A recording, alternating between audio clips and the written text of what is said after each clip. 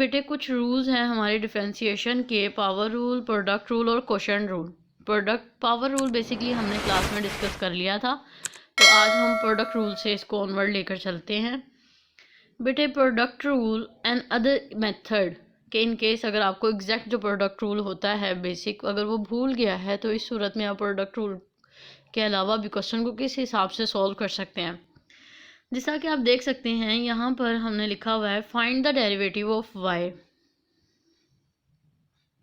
आपने y का derivative लेना है और y किसके इक्वल है, x का स्क्वायर प्लस 5 इंटू एक्स की power 3 plus 7 with respect to x के।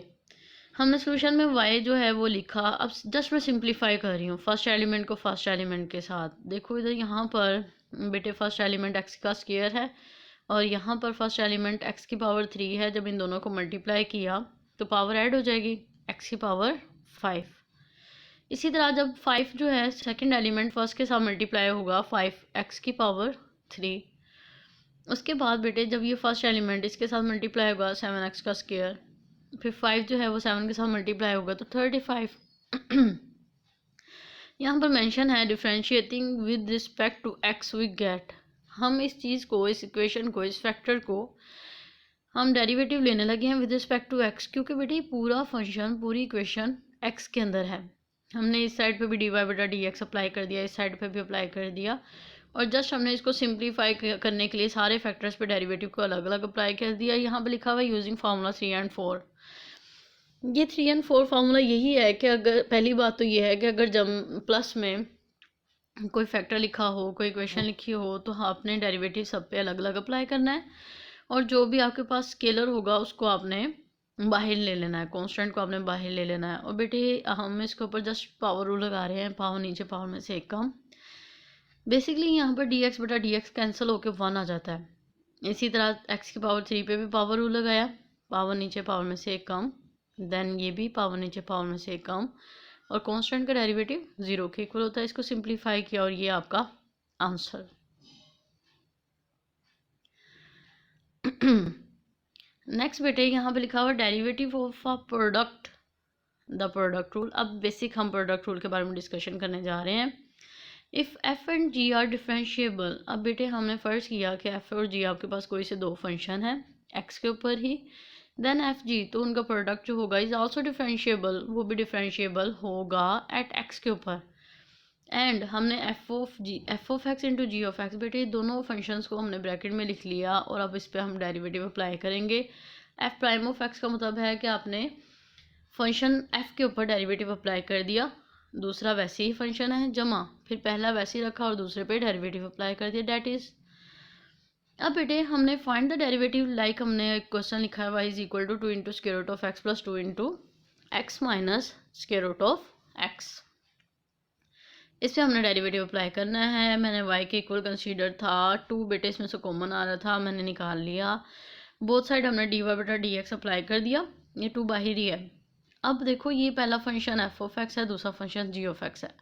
उसने क्या कहा था, पहले फंक्शन पे डेरिवेटिव, तो बेटे ये देखें पहले पे डेरिवेटिव, दूसरा same as it is, plus फिर दूसरा सेम एज इट इज़ और पहले पे डेरिवेटिव।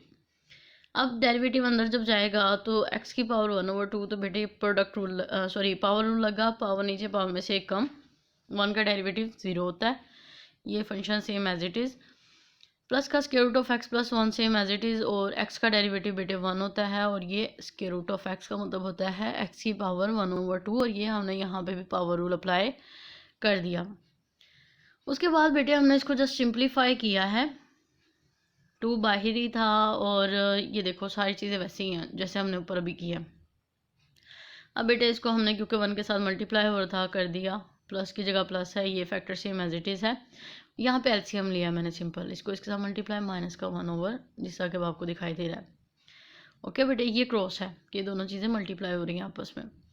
उसके बाद बेटे मैंने सिंपल, ये जब आप एलसीएम लेंगे इन दोनों का भी, तो ये 2 जब इसमें से कॉमन आएगा तो वो इसके साथ कैंसिल हो जाएगा, नीचे क्या बचेगा स्क्वायर रूट ऑफ एक्स, ये बाहर निकाल दिया। ऊपर वाले का बेटे मैंने जस्ट सिंप्लीफाई किया है और ये आपका आंसर आ गया, करके देखना आसान है। अगर बेटे हमारा जो थर्ड रूल है वो है derivative of a quotient, the quotient rule. If f and g are differentiable at x and g of x is not equal to 0 for any x belongs to D of g, then f over g is differentiable.